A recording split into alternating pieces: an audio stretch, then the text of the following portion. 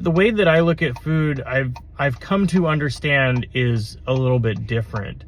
And what that difference is that I chase after the flavors of a culture. Food can be a cultural icon, and I think that food can transcend language in the same way that, like, a while back I saw David Blaine when I was like a teenager, and I was like mesmerized by what he was doing, and he talked about how like magic transcends language as well. And I can understand that a lot, and that's true with food.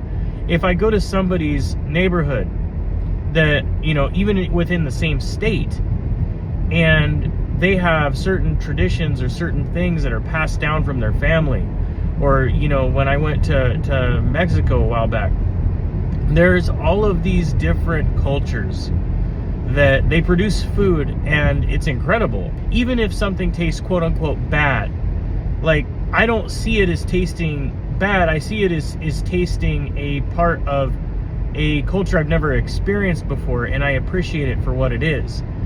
Because what I consider to be bad is just outside of the typical American palate, which unfortunately has been beaten to death by processes and, you know, fake crap. For example, like I had arepas the other day. If you don't know what arepas is, it's essentially like a sandwich, and I guess the easiest way to explain it is like an extra thick corn tortilla. That's not what it is, but like I'm just using it as a description. And then they put all kinds of filling, like it had like pork, and there was cheese and like fried plantains and stuff like that. It was really good. But you wouldn't expect like any person in, you know, let's say Nebraska, no one's gonna use black beans, pulled pork, cheese, and plantains and do anything. Like, nobody's gonna make that in Nebraska. For me, that speaks about tradition, and it talks about the traditions that surround us every day. When I was a kid, one of my first like amazing culinary experiences wasn't even a restaurant. We had Mexican neighbors, and the grandma was a first generation immigrant from Mexico, and she made pork chili and corn tortillas. And I still think about that pork chili and those corn tortillas because my only exposure to corn tortillas had been Walmart.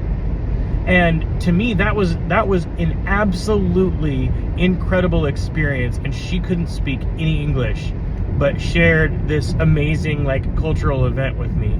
So I like to say it's a craft, it's art. You can call it a language, but to me, it is the personification of culture.